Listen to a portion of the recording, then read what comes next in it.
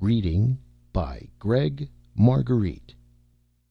Youth by Isaac Asimov. Red and Slim found the two strange little animals the morning after they heard the thunder sounds. They knew that they could never show their new pets to their parents. Chapter 1. There was a splatter of pebbles against the window, and the youngster stirred in his sleep. Another, and he was awake. He sat up stiffly in bed. Seconds passed while he interpreted his strange surroundings. He wasn't in his own home, of course. This was out in the country. It was colder than it should be, and there was green at the window. "Slim!" The call was a hoarse, urgent whisper, and the youngster bounded to the open window. Slim wasn't his real name, but the new friend he had met the day before had needed only one look at his slight figure to say, "You're Slim." He added, "I'm Red." Red wasn't his real name either, but its appropriateness was obvious. They were friends instantly, with the quick, unquestioning friendship of young ones not yet quite in adolescence, before even the first stains of adulthood began to make their appearance. Slim cried, "Hi, Red," and waved cheerfully, still blinking the sleep out of himself. Red kept to his croaking whisper, "Quiet! You want to wake somebody?" Slim noticed all at once that the sun scarcely topped the low hills in the east, that the shadows were long and soft, and that the grass was wet. Slim said more softly, "What's the matter?" Red only waved for him to come out. Slim dressed quickly, gladly confining his morning wash to the momentary sprinkle of a little lukewarm water.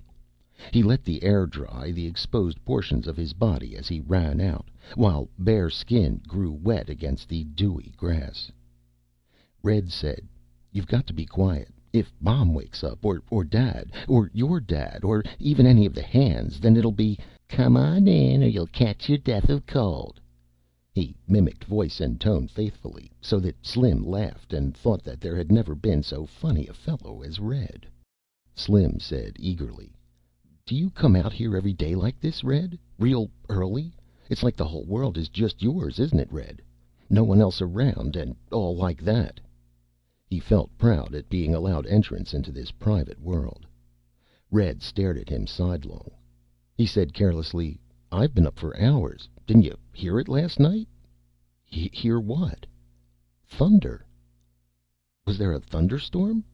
Slim never slept through a thunderstorm. "I guess not, but there was thunder. I heard it, and then I went to the window, and it wasn't raining. It was all stars, and the sky was just getting sort of almost gray. You know what I mean?" Slim had never seen it so, but he nodded. "So I just thought I'd go out," said Red. They walked along the grassy side of the concrete road that split the panorama right down the middle, all the way down to where it vanished among the hills. It was so old that Red's father couldn't tell Red when it had been built. It didn't have a crack or a rough spot in it. Red said, "Can you keep a secret?" "Sure, Red. What kind of secret?" "Just a secret. Maybe I'll tell you, and maybe I won't. I don't know yet." Red broke a long, supple stem from a fern they passed, methodically stripping it of its leaflets, and swung what was left whip fashion. For a moment he was on a wild charger, which reared and champed under his iron control. Then he got tired, tossed the whip aside, and stowed the charger away in a corner of his imagination for future use. He said, "There'll be a circus around." Slim said, "That's no secret. I knew that. My dad told me even before we came here." "That's not the secret. Fine secret. Ever see a circus?" "Oh, sure, you bet." "Like it?" "Say, there isn't anything I like better." Red was watching out of the corner of his eyes again. "Ever think you would like to be with a circus? I mean, for good?" Slim considered. "I guess not. I think I'll be an astronomer, like my dad. I think he wants me to be." "Huh, astronomer," said Red. Slim felt the doors of the new private world closing on him, and astronomy became a thing of dead stars and black, empty space. He said placatingly, A circus would be more fun." "You're just saying that." "No, I'm not. I mean it." Red grew argumentative. "Suppose you had a chance to join the circus right now. What would you do?" I see." Red affected scornful laughter. Slim was stung. "I'd join up." "Go on." "Try me." Red whirled at him, strange and intense. "You mean that? You want to go in with me?" "What do you mean?" Slim stepped back a bit, surprised by the unexpected challenge. "I got something that can get us into the circus. Maybe someday we can even have a circus of our own. We could be the biggest circus fellows in the world. That's if you want to go in with me. Otherwise, well, I guess I can do it on my own. I just thought, let's give good old Slim a chance." The world was strange and glamorous, and Slim said, "Sure thing, Red. I'm in. What is it, huh, Red? Tell me, what is it?" "Figure it out. What's the most important thing in the circuses?" Slim thought desperately. He wanted to give the right answer. Finally he said, "Acrobats." "Holy smokes! I wouldn't go 5 steps to look at acrobats." I don't know then." "Animals, that's what. What's the best sideshow? Where are the biggest crowds? Even in the main rings, the best acts are the animal acts." There was no doubt in Red's voice. "Do you think so?" "Everyone thinks so. You ask anyone. Anyway, I found animals this morning. 2 of them." "And you've got them?" "Sure. That's the secret. Are you telling?" "Of course not." "Okay. I've got them in the barn. Do you want to see them?" They were almost at the barn.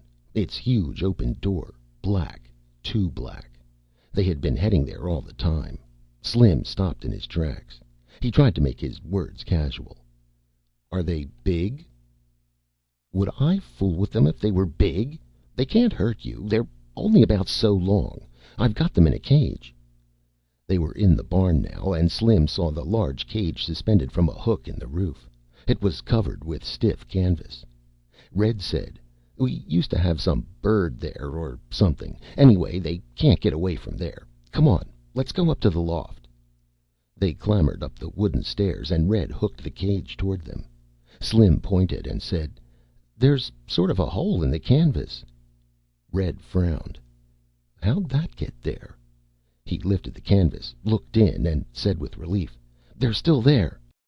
"The canvas appeared to be burned," worried Slim.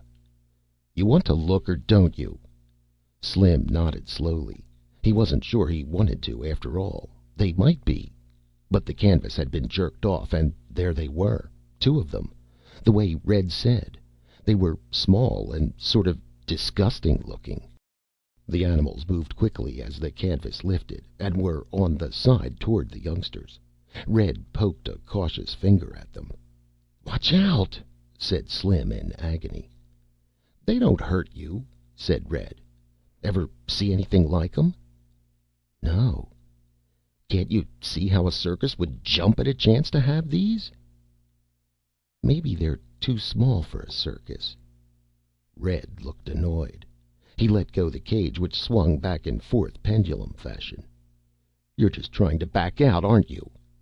"No, I'm just it's just " "They're not too small. Don't worry. Right now I've only got one worry." "What's that?" "Well, I've got to keep them till the circus comes, don't I? I've got to figure out what to feed them meanwhile." The cage swung, and the little trapped creatures clung to its bars, gesturing at the youngsters with queer, quick motions, almost as though they were intelligent. Chapter 2. The astronomer entered the dining room with decorum. He felt very much the guest. He said, "Where are the youngsters? My son isn't in his room." The industrialist smiled. "They've been out for hours. However, breakfast was forced into them among the women some time ago, so there is nothing to worry about. Youth, doctor, youth." Youth. The word seemed to depress the astronomer. They ate breakfast in silence. The Industrialist said once, "You really think they'll come? The day looks so normal." The Astronomer said, "They'll come." That was all. Afterward, the Industrialist said, "You'll pardon me. I can't conceive your playing so elaborate a hoax. You really spoke to them?" "As I speak to you. At least, in a sense. They can project thoughts." "I gathered that must be so from your letter. How, I wonder?" "I could not say. I asked them, and of course they were vague. Or perhaps it was just that I could not understand. It involves a projector for the focusing of thought, and even more than that, conscious attention on the part of both projector and receptor. It was quite a while before I realized they were trying to think at me. Such thought projectors may be part of the science they will give us." "Perhaps," said the Industrialist. "Yet think of the changes it would bring to society. A thought projector." "Why not? Change would be good for us." "I don't think so." "It is only in old age that change is unwelcome," said the Astronomer. "And races can be old as well as individuals." The Industrialist pointed out the window.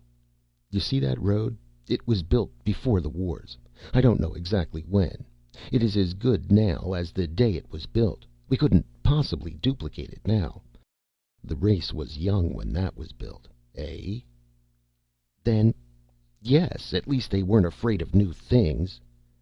"No. I wish they had been. Where is the society of before the wars? Destroyed, Doctor. What good were youth and new things?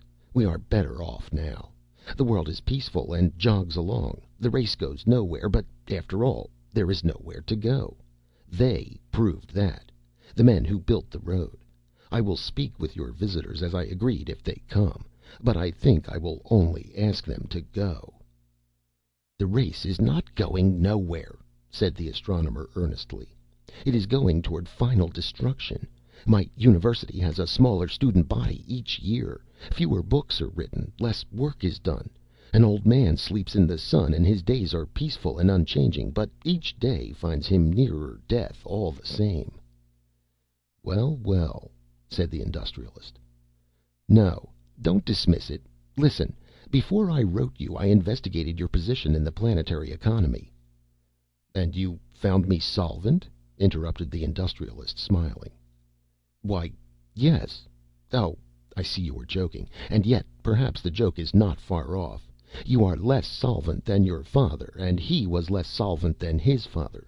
Perhaps your son will no longer be solvent. It becomes too troublesome for the planet to support even the industries that still exist, though they are toothpicks to the oak trees of before the wars. We will be back to village economy. And then to what? The caves? And the infusion of fresh technological knowledge will be the changing of all that?" "Not just the new knowledge. Rather the whole effect of change, of a broadening of horizons. Look, sir, I chose you to approach in this matter not only because you were rich and influential with government officials, but because you had an unusual reputation for these days, of daring to break with tradition.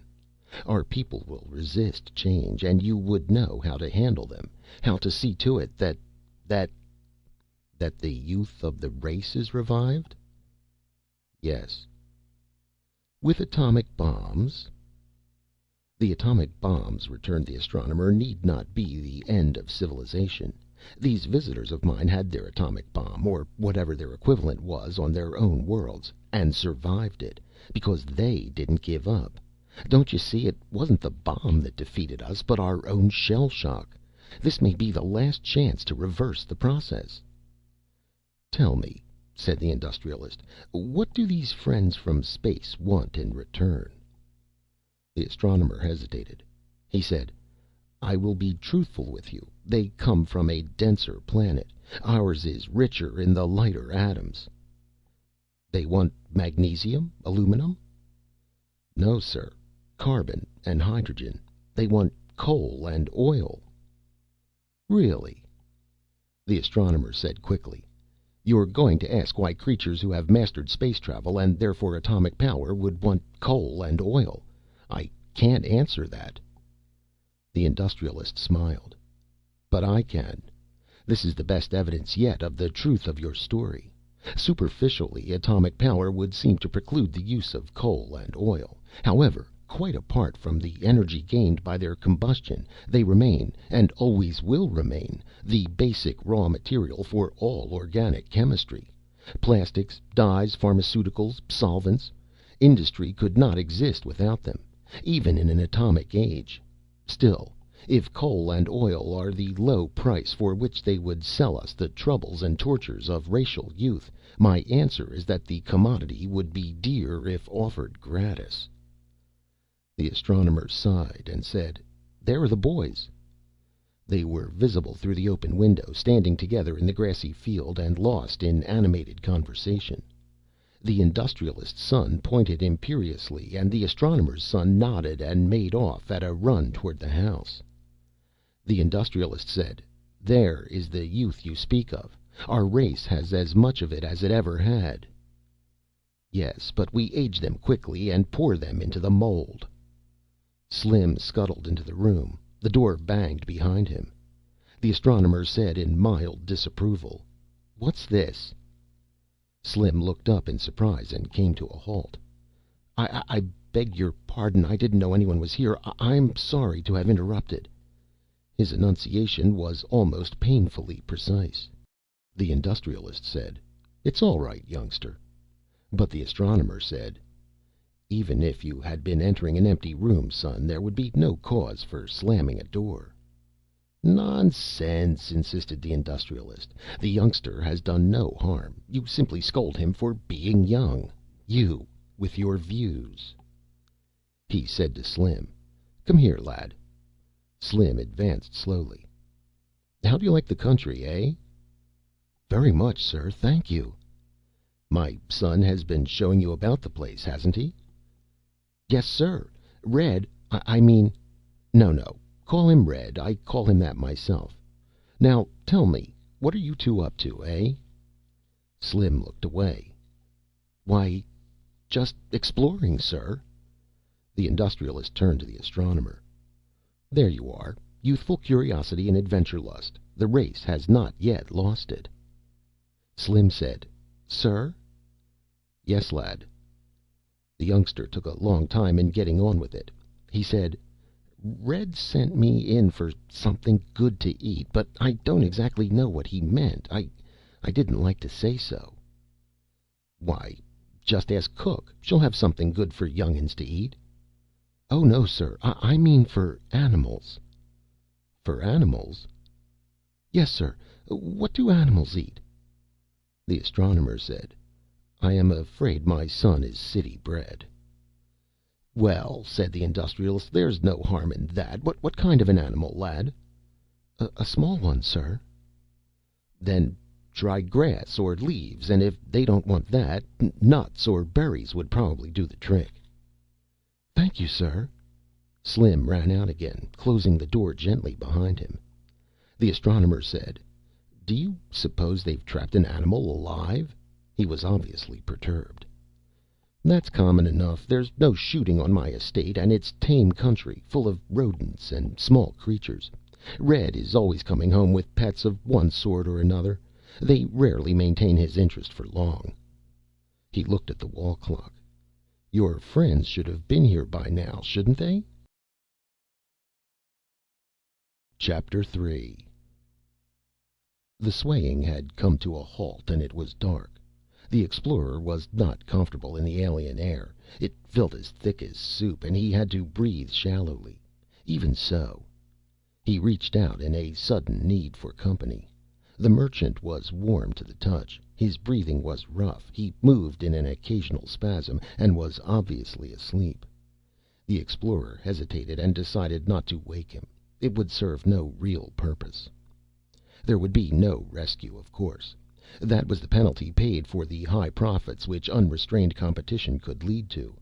The merchant who opened a new planet could have a 10-year monopoly of its trade, which he might hug to himself, or, more likely, rent out to all comers at a stiff price.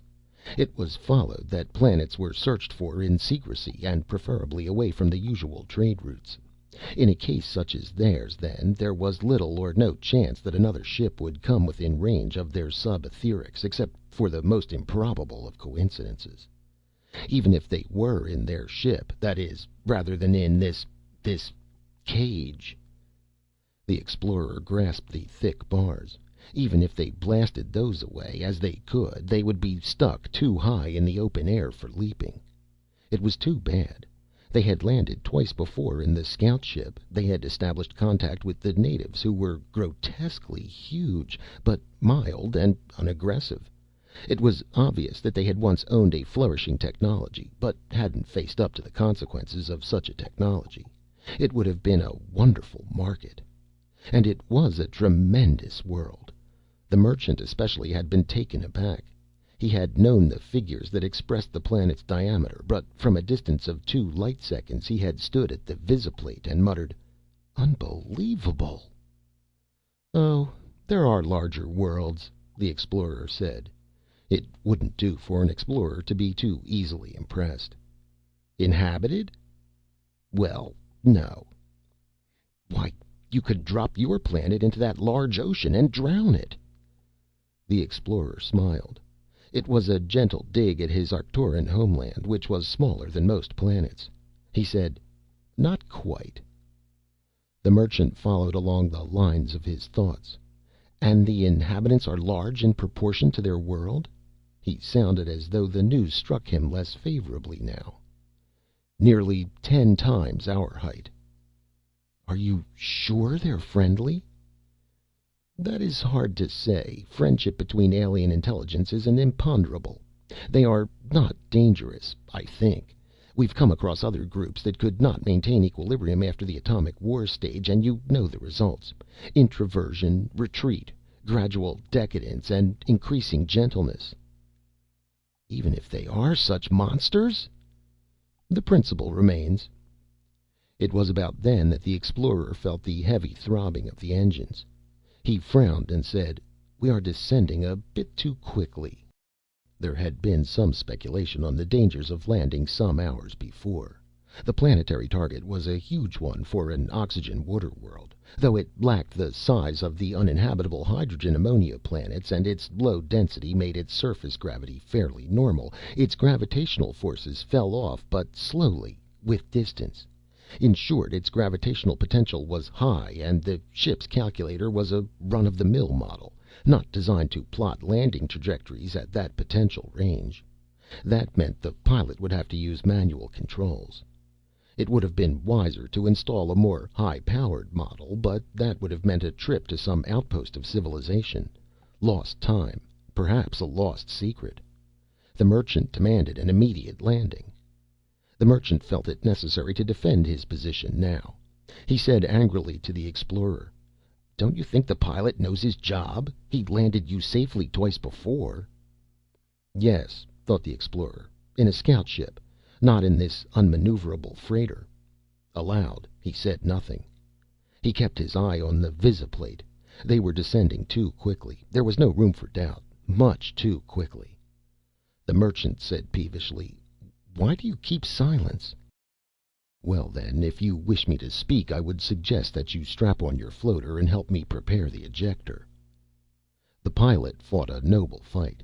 He was no beginner. The atmosphere, abnormally high and thick in the gravitational potential of this world, whipped and burned about the ship, but to the very last it looked as though he might bring it under control despite that. He even maintained course, following the extrapolated line to the point on the northern continent toward which they were headed. Under other circumstances, with a shade more luck, the story would eventually have been told and retold as a heroic and masterly reversal of a lost situation. But within sight of victory, tired body and tired nerves clamped a control bar with a shade too much pressure. The ship, which had almost leveled off, dipped down again. There was no room to retrieve the final error. There was only a mile left to fall. The pilot remained at his post to the actual landing, his only thought that of breaking the force of the crash, of maintaining the spaceworthiness of the vessel. He did not survive. With the ship buckling madly in a soupy atmosphere, few ejectors could be mobilized, and only one of them in time. When, afterwards, the explorer lifted out of unconsciousness and rose to his feet, he had the definite feeling that but for himself and the merchant there were no survivors. And perhaps that was an overcalculation. His floater had burned out while still sufficiently distant from surface to have the fall stun him.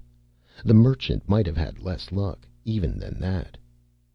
He was surrounded by a world of thick, ropey stalks of grass, and in the distance were trees that reminded him vaguely of similar structures on his native Arcturian world, except that their lowest branches were high above what he would consider normal treetops. He called, his voice sounding basso in the thick air, and the merchant answered. The explorer made his way toward him, thrusting violently at the coarse stalks that barred his path. "Are you hurt?" he asked. The merchant grimaced.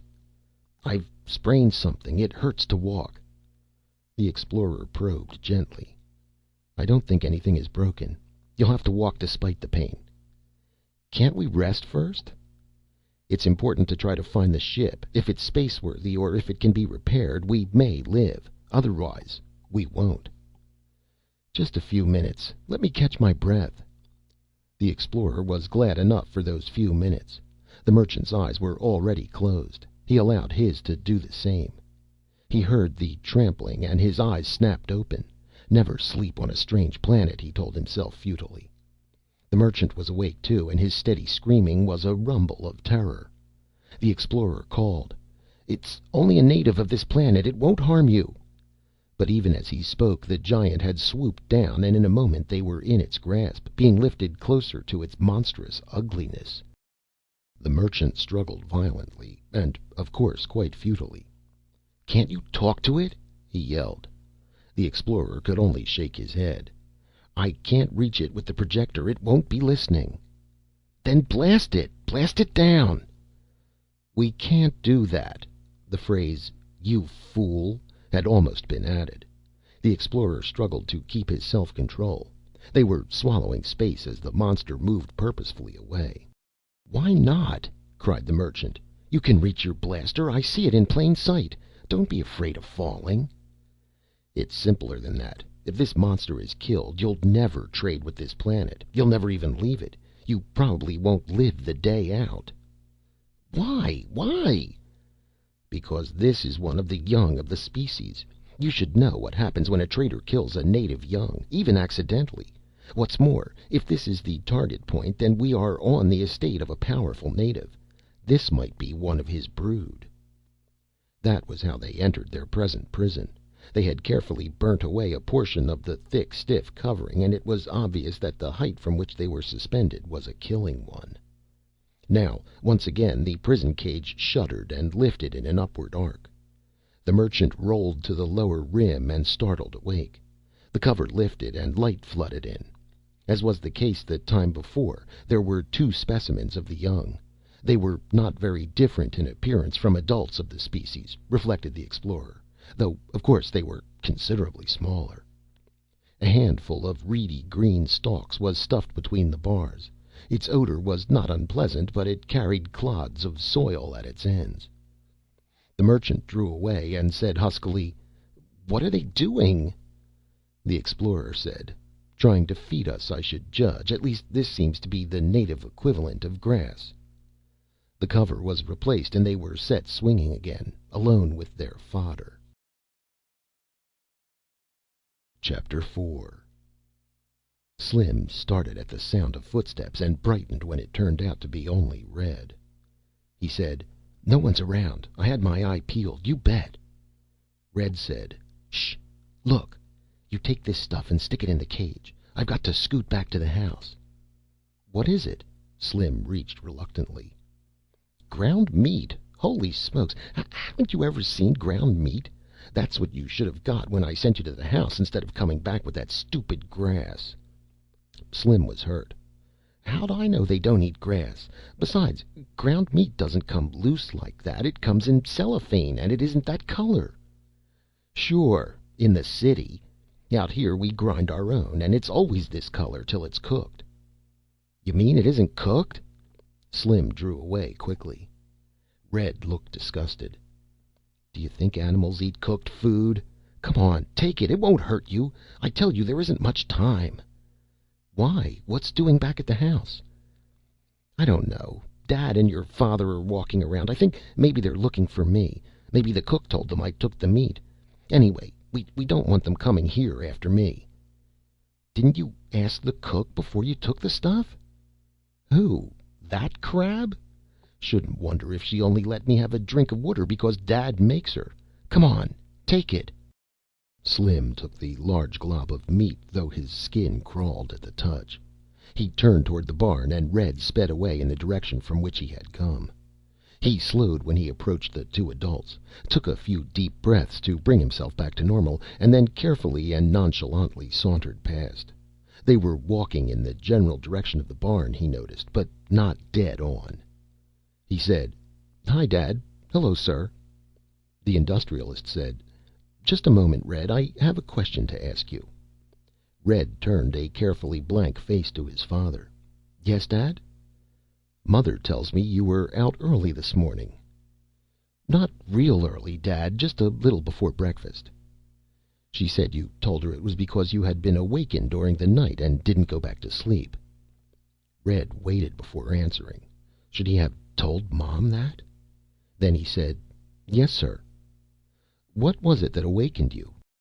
Red saw no harm in it. He said, "I don't know, Dad. It sounded like thunder, sort of, and like a collision, sort of." "Could you tell me where it came from?" "It sounded like it was out by the hill." That was truthful and useful as well, since the direction was almost opposite that in which the barn lay. The industrialist looked at his guest. "I suppose it would do no harm to walk toward the hill."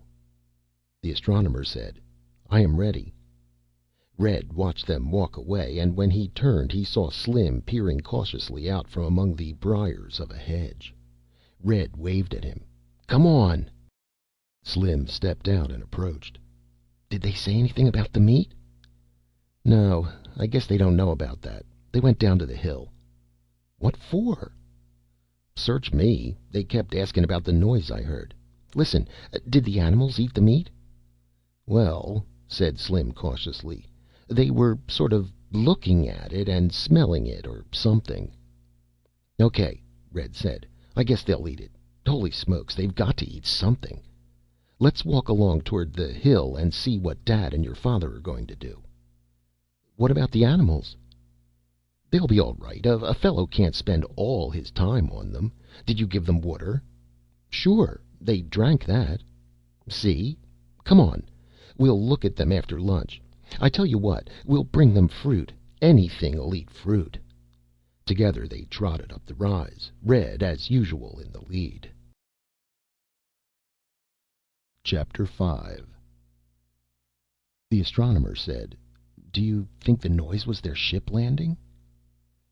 "Don't you think it could be?" "If it were, they may all be dead." "Perhaps not." The industrialist frowned.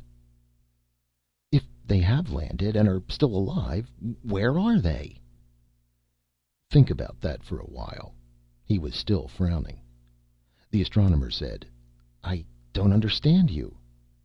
"They may not be friendly." "Oh, no, I've spoken with them. They're—" "You've spoken with them. Call that reconnaissance. What would their next step be? Invasion?" "But they only have one ship, sir." "You know that only because they say so. They might have a fleet." "I've told you about their size. Their size would not matter if they have hand weapons that may well be superior to our artillery." "That is not what I meant." "I had this partly in mind from the first," the industrialist went on. "It is for that reason I agreed to see them after I received your letter. Not to agree to an unsettling and impossible trade, but to judge their real purposes. I did not count on their evading the meeting." He sighed. "I suppose it isn't our fault. You are right in one thing at any rate. The world has been at peace too long. We are losing a healthy sense of suspicion."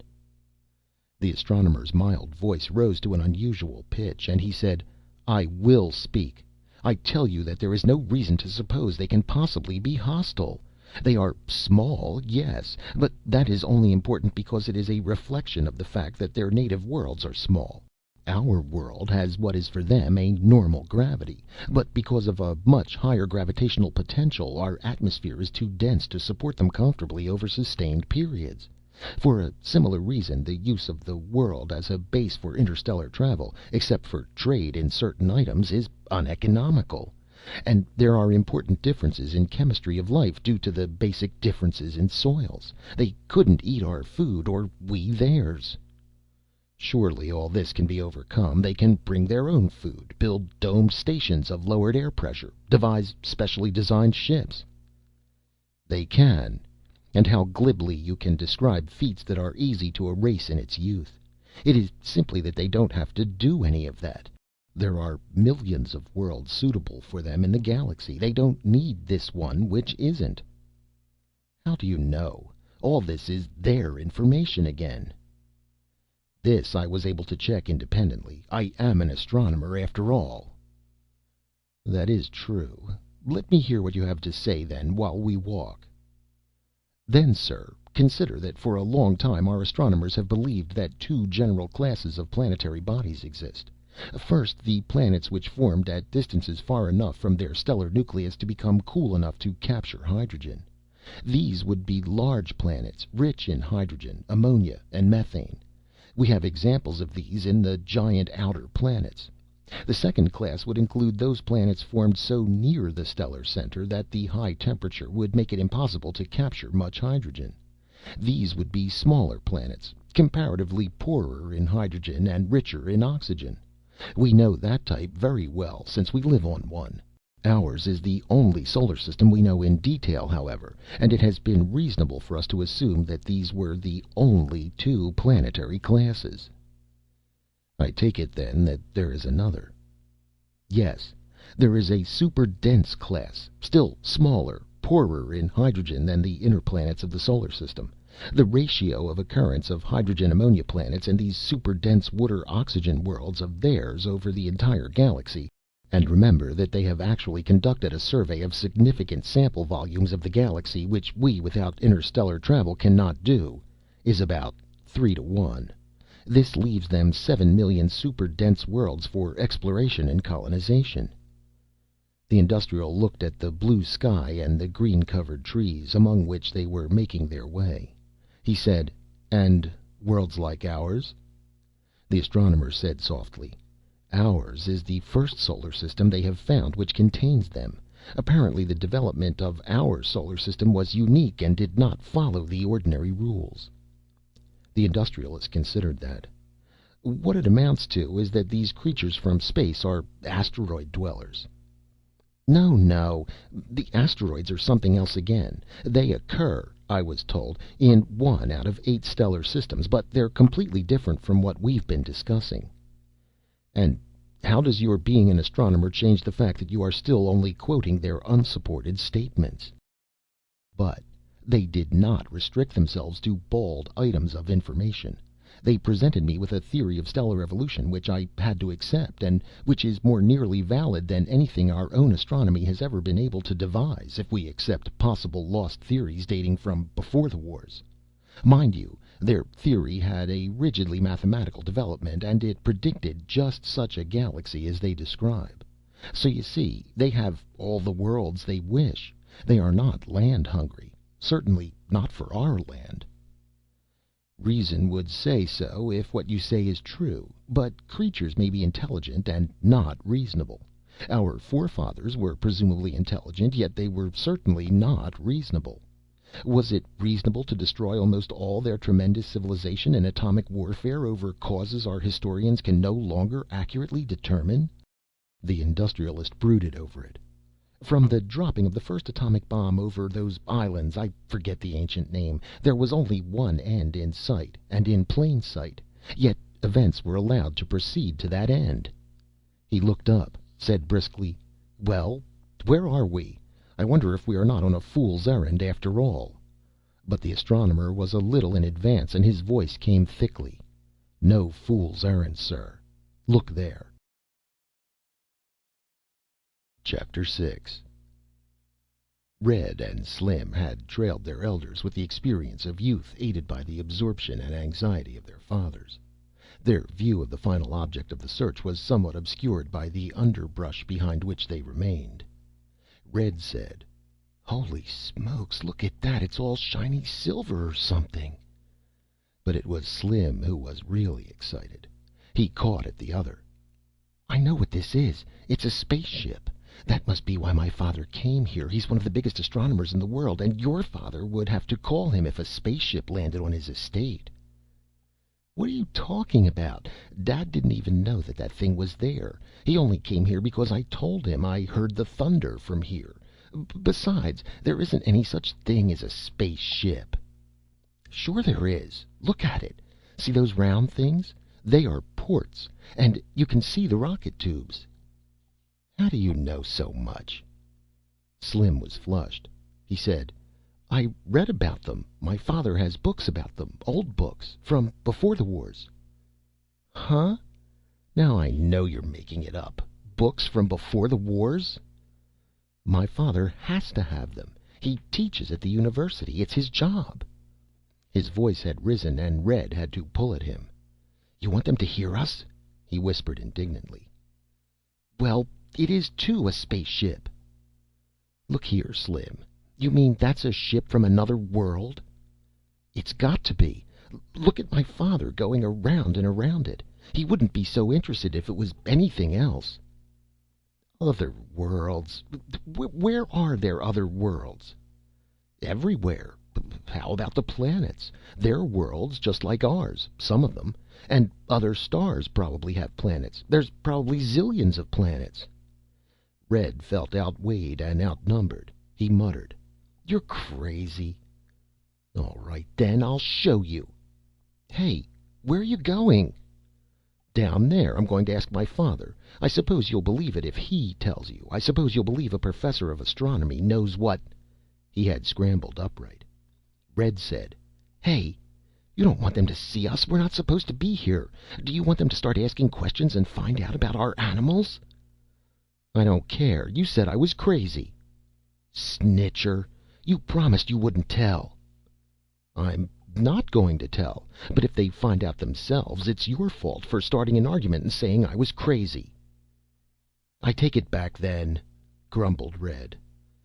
"Well, all right. You better." In a way, Slim was disappointed. He wanted to see the spaceship at close quarters. Still, he could not break his vow of secrecy, even in spirit, without at least the excuse of a personal insult. Red said, "It's awfully small for a spaceship." "Sure, because it's probably a scout ship." "I'll bet Dad couldn't even get into the old thing." So much Slim realized to be true. It was a weak point in his argument, and he made no answer. His interest was absorbed by the adults. Red rose to his feet, an elaborate attitude of boredom all about him. "Well, I guess we better be going. There's business to do, and I can't spend all day here looking at some old spaceship or whatever it is. We've got to take care of the animals if we're going to be circus folks. That's the first rule with circus folks. They've got to take care of the animals. And," he finished virtuously, "that's what I aim to do anyway." Slim said, "What for, Red? They've got plenty of meat. Let's watch." "There's no fun in watching. Besides, Dad and your father are going away, and I guess it's about lunchtime." Red became argumentative. "Look, Slim, we can't start acting suspicious or they're going to start investigating. Holy smokes, don't you ever read any detective stories? When you're trying to work a big deal without being caught, it's practically the main thing to keep on acting just like always. Then they don't suspect anything. That's the first law." "Oh, all right." Slim rose resentfully. At the moment, the circus appeared to him a rather tawdry and shoddy substitute for the glories of astronomy, and he wondered how he had come to fall in with Red's silly scheme. Down the slope they went, Slim, as usual, in the rear. Chapter 7. The Industrialist said, "It's the workmanship that gets me. I never saw such construction." "What good is it now?" said the astronomer bitterly. "There's nothing left. There'll be no second landing. This ship detected life on our planet through accident. Other exploring parties would come no closer than necessary to establish the fact that there were no super dense worlds existing in our solar system. Well, there's no quarreling with a crash landing. The ship hardly seems damaged. If only some had survived, the ship might have been repaired. If they had survived, there would be no trade in any case. They're too different, too disturbing. In any case, it's over. They entered the house, and the industrialist greeted his wife calmly. "Lunch about ready, dear?" "I'm afraid not. You see—" She looked hesitantly at the astronomer. "Is anything wrong?" asked the industrialist. "Why not tell me? I'm sure our guest won't mind a little family discussion." "Pray don't pay any attention whatever to me," muttered the astronomer. He moved miserably to the other end of the room. The woman said in low, hurried tones, "Really, dear, Cook's that upset. I've been soothing her for hours, and honestly, I don't know why Red should have done it." "Done what?" The industrialist was more amused than otherwise. It had taken the united efforts of himself and his son months to argue his wife into using the name Red, rather than the perfectly ridiculous, viewed youngster fashion, name which was his real one. She said, "He's taken most of the chopped meat." "He's eaten it?" "Well, I hope not. It was raw." "Then what would he want it for?" "I haven't the slightest idea. I haven't seen him since breakfast. Meanwhile, Cook's just furious. She caught him vanishing out the kitchen door, and there was the bowl of chopped meat just about empty, and she was going to use it for lunch. Well, you know Cook. She has to change the lunch menu, and that means she won't be worth living with for a week. You'll just have to speak to Red, dear, and make him promise not to do things in the kitchen any more. And it wouldn't hurt to have him apologize to Cook." "Oh, come. She works for us. If we don't complain about a change in lunch menu, why should she?" "Because she's the one who has double work made for her. And she's talking about quitting. Good cooks aren't easy to get. Do you remember the one before her?" It was a strong argument. The industrialist looked about vaguely. He said, "I suppose you're right. He isn't here. I suppose when he comes in, I'll talk to him." "You'd better start. Here he comes." Red walked into the house and said cheerfully, "Time for lunch, I guess." He looked from one parent to the other in quick speculation at their fixed stares and said, "Got to clean up first, though," and made for the other door. The industrialist said, "One moment, son." "Sir?" "Where's your little friend?" Red said carelessly, "He's around somewhere. We were just sort of walking, and I looked around, and he wasn't there." This was perfectly true, and Red felt on safe ground. "I told him it was lunchtime. I said, 'I suppose it's about lunchtime,' I said, 'and we got to be getting back to the house.' And he said yes, and I just went on, and then when I was about at the creek I looked around and—" The astronomer interrupted the voluble story, looking up from a magazine he had been sightlessly rummaging through. "I wouldn't worry about my youngster. He's quite self-sufficient. Don't wait lunch for him." "Lunch isn't ready in any case, Doctor." The industrialist turned once more to his son. "And talking about that, son, the reason for it is that something has happened to the ingredients. Do you have anything to say?" "Sir?" "I hate to feel that I have to explain myself more fully. Why did you take the chopped meat?" "The chopped meat?" "The chopped meat." He waited patiently. Red said, "Well, I was sort of—" "Hungry?" prompted his father. "For raw meat?" "No, sir. I just sort of needed it." "For what, exactly?" Red looked miserable and remained silent. The astronomer broke in again. "If you don't mind my putting in a few words, you'll remember that just after breakfast my son came in to ask what animals ate." "Oh, you're right. How stupid of me to forget. Look here, Red, did you take it for an animal pet you've got?" Red recovered indignant breath. He said, "You mean Slim came in here and said I had an animal? He came in here and said that? He said I had an animal?" "No, he didn't. He simply asked what animals ate. That's all. Now, if he promised he wouldn't tell on you, he didn't. It's your own foolishness in trying to take something without permission that gave you away. That happened to be stealing. Now, have you an animal? I ask you a direct question." "Yes, sir." It was a whisper so low as hardly to be heard. "All right. You'll have to get rid of it. Do you understand?" Red's mother intervened. "Do you mean to say you're keeping a meat-eating animal, Red? It might bite you and give you blood poison." "They're only small ones," quavered Red. "They hardly budge if you touch them." "They? How many do you have?" "Two." "Where are they?" The Industrialist touched her arm. "Don't chivvy the child any further," he said in a low voice. "If he says he'll get rid of them, he will, and that's punishment enough." He dismissed the matter from his mind. Chapter 8. Lunch was half over when Slim dashed into the dining room. For a moment he stood abashed, and then he said in what was almost hysteria, "I've got to speak to Red. I've got to say something." Red looked up in fright, but the astronomer said, "I don't think, son, you're being very polite. You've kept lunch waiting." "I'm sorry, Father." "Oh, don't rate the lad," said the Industrialist's wife. "He can speak to Red if he wants to, and there was no damage done to the lunch."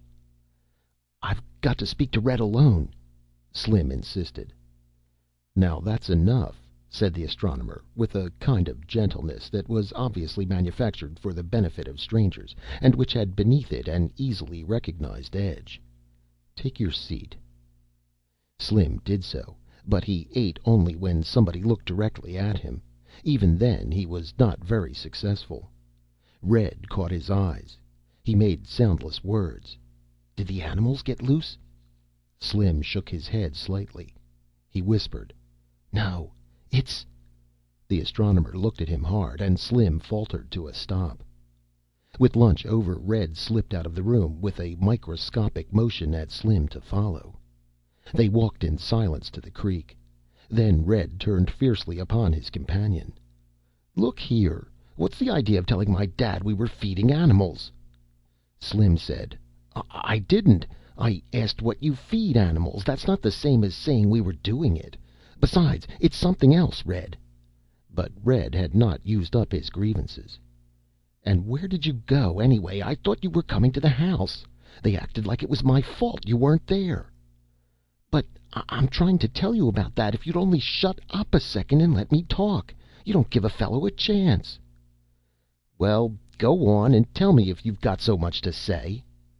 "I'm trying to. I went back to the spaceship. The folks weren't there anymore, and I wanted to see what it was like." "It isn't a spaceship," said Red sullenly. He had nothing to lose. "It is, too. I looked inside. You could look through the ports, and I looked inside, and they were dead." He looked sick. "They were dead." "Who were dead?" Slim screeched. "Animals, like our animals. Only they aren't animals. They're people things from other planets." For a moment Red might have been turned to stone. It didn't occur to him to disbelieve Slim at this point. Slim looked too genuinely the bearer of just such tidings. He said finally, "Oh my." "Well, what are we going to do? Golly, we will get a whopping if they find out." He was shivering. "We better turn them loose," said Red. "They'll tell on us." "They can't talk our language, not if they're from another planet." "Yes, they can, because I remember my father talking about some stuff like that to my mother when he didn't know I was in the room. He was talking about visitors who could talk with the mind. Telepathery or something. I thought he was making it up." "Well, holy smokes, holy smokes." Red looked up. "I tell you, my dad said to get rid of them. Let's sort of bury them somewhere, or throw them in the creek." "He told you to do that?" "He made me say I had animals, and then he said, 'Get rid of them.' I got to do what he says. Holy smokes, he's my dad." Some of the panic left Slim's heart. It was a thoroughly legalistic way out. "Well, let's do it right now, then, before they find out. Oh, golly, if they find out, we will be in trouble." They broke into a run toward the barn, unspeakable visions in their minds. Chapter 9. It was different looking at them as though they were people. As animals they had been interesting, as people horrible. Their eyes, which were neutral little objects before, now seemed to watch them with active malevolence. "They're making noises," said Slim in a whisper which was barely audible. "I guess they're talking or something," said Red. Funny that those noises which they had heard before had not had significance earlier. He was making no move toward them. Neither was Slim. The canvas was off, but they were just watching. The ground meat, Slim noticed, hadn't been touched. Slim said, "Aren't you going to do something?" "Aren't you?" "You found them." "It's your turn now." "No, it isn't. You found them. It's your fault, the whole thing. I was watching." "You joined in, Slim. You know you did." "I don't care. You found them, and that's what I'll say when they come here looking for us." Red said, "All right for you." But the thought of the consequences inspired him anyway, and he reached for the cage door. Slim said, "Wait." Red was glad to. He said, "Now what's biting you?" "One of them's got something on him that looks like it might be iron or something." "Where?" "Right there. I saw it before, but I thought it was just part of him. But if he's people, maybe it's a disintegrator gun." "What's that?" "I read about it in the books from before the wars. Mostly people with spaceships have disintegrator guns. They point them at you and you get disintegrated." "They didn't point it at us till now," pointed out Red, with his heart not quite in it. "I don't care. I'm not hanging around here and getting disintegrated. I'm getting my father." "Cowardly cat. Yellow cowardly cat." "I don't care.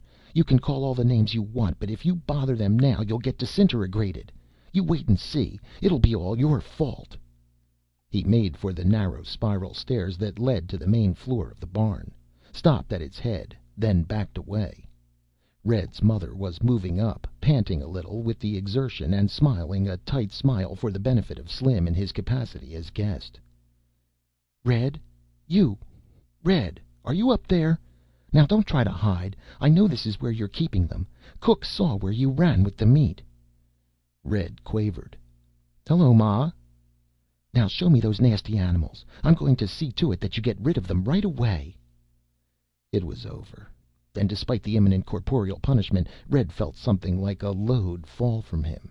At least the decision was out of his hands. "Right there, Ma. I didn't do anything to them, Ma. I didn't know.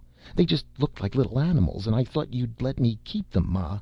I wouldn't have taken the meat, only they wouldn't eat grass or leaves, and we couldn't find good nuts or berries, and Cook never lets me have anything, or I would have asked her, and I didn't know it was for lunch, and—" He was speaking on the sheer momentum of terror, and did not realize that his mother did not hear him, but, with eyes frozen and popping at the cage, was screaming in thin, piercing tones.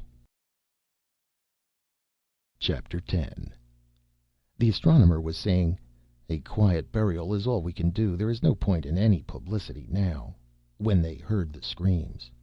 She had not entirely recovered by the time she reached them, running and running. It was minutes before her husband could extract sense from her. She was saying finally, I tell you they're in the barn. I don't know what they are. No, no." She barred the industrialist's quick movement in that direction. She said, "Don't you go. Send one of the hands with a shotgun. I tell you I never saw anything like it. Little horrible beasts with I can't describe it. To think that Red was touching them and trying to feed them. He was holding them and feeding them meat." Red began, I only—" And Slim said, It was not—" The industrialist said quickly, "Now, you boys have done enough harm today. March into the house, and not a word. Not one word. I'm not interested in anything you have to say. After this is all over, I'll hear you out, and as for you, Red, I'll see that you're properly punished." He turned to his wife. "Now, whatever the animals are, we'll have them killed," he added quietly once the youngsters were out of hearing. Come, the children aren't hurt, and after all, they haven't done anything really terrible. They just found a new pet." The astronomer spoke with difficulty. Pardon me, ma'am, but can you describe these animals?" She shook her head. She was quite beyond words. "Can you just tell me if they—" "I'm sorry," said the Industrialist apologetically, "but I think I had better take care of her. Will you excuse me?" "A moment, please. One moment. She said she had never seen such animals before. Surely it is not unusual to find animals that are completely unique on an estate such as this." "I'm sorry. Let's not discuss that now." "Except that unique animals might have landed during the night." The Industrialist stepped away from his wife. "What are you implying?" "I think we had better go to the barn, sir." The Industrialist stared a moment, turned, and suddenly and quite uncharacteristically began running. The Astronomer followed, and the woman's wail rose unheeded behind them. Chapter 11. The Industrialist stared, looked at the Astronomer, turned to stare again. "Those?" "Those," said the Astronomer. "I have no doubt we appear strange and repulsive to them." "What do they say?" "Why, that they are uncomfortable and tired and even a little sick, but that they are not seriously damaged, and that the youngsters treated them well." "Treated them well? Scooping them up, keeping them in a cage, giving them grass and raw meat to eat? Tell me how you speak to them." "It may take a little time. Think at them. Try to listen. It will come to you, but perhaps not right away." The Industrialist tried. He grimaced with the effort of it, thinking over and over again, "The youngsters were ignorant of your identity." And the thought was suddenly in his mind. "We were quite aware of it, and because we knew they meant well by us according to their own view of the matter, we did not attempt to attack them." "Attack them?" thought the Industrialist, and said it aloud in his concentration. "Why, yes," came the answering thought, we are armed." One of the revolting little creatures in the cage lifted a metal object, and there was a sudden hole in the top of the cage and another in the roof of the barn, each hole rimmed with charred wood. "We hope," the creatures thought, "it will not be too difficult to make repairs." The Industrialist found it impossible to organize himself to the point of directed thought. He turned to the Astronomer. "And with that weapon in their possession they let themselves be handled and caged? I don't understand it." But the calm thought came, "We would not harm the young of an intelligent species." Chapter 12. It was twilight. The Industrialist had entirely missed the evening meal, and remained unaware of the fact. He said, "Do you really think the ship will fly?" "If they say so," said the Astronomer, "I'm sure it will. They'll be back, I hope, before too long." "And when they do," said the Industrialist energetically, "I will keep my part of the agreement. What is more, I will move sky and earth to have the world accept them. I was entirely wrong, Doctor. Creatures that would refuse to harm children under such provocation as they received are admirable. But, you know, I almost hate to say this." "Say what?" "The kids, yours and mine. I'm almost proud of them. Imagine seizing these creatures, feeding them, or trying to, and keeping them hidden. The amazing gall of it. Red told me it was his idea to get a job in a circus on the strength of them. Imagine." The Astronomer said, "Youth." Chapter 13. The Merchant said, "We will be taking off soon?" "Half an hour," said the Explorer. It was going to be a lonely trip back. All the remaining 17 of the crew were dead, and their ashes were to be left on a strange planet. Back they would go with a limping ship, and the burden of the controls entirely on himself. The Merchant said, "It was a good business stroke, not harming the young ones. We will get very good terms, very good terms." The Explorer thought, "Business." The Merchant then said, "They've lined up to see us off, all of them. You don't think they're too close, do you? It would be bad to burn any of them with the rocket blast at this stage of the game." "They're safe." "Horrible looking things, aren't they?" "Pleasant enough inside. Their thoughts are perfectly friendly." "You wouldn't believe it of them. That immature one, the one that first picked us up." "They call him Red," provided the Explorer. That's a queer name for a monster. Makes me laugh. He actually feels bad that we're leaving. Only I can't make out exactly why. The nearest I can come to it is something about a lost opportunity with some organization or other that I can't quite interpret." "A circus," said the Explorer briefly. "What? Why the impertinent monstrosity?" "Why not? What would you have done if you had found him wandering on your native world? Found him sleeping on a field on Earth, red tentacles, 6 legs, pseudopods and all?" Chapter 14. Red watched the ship leave.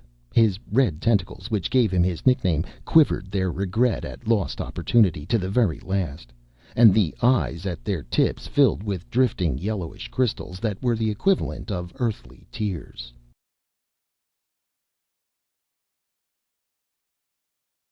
End of Youth by Isaac Asimov.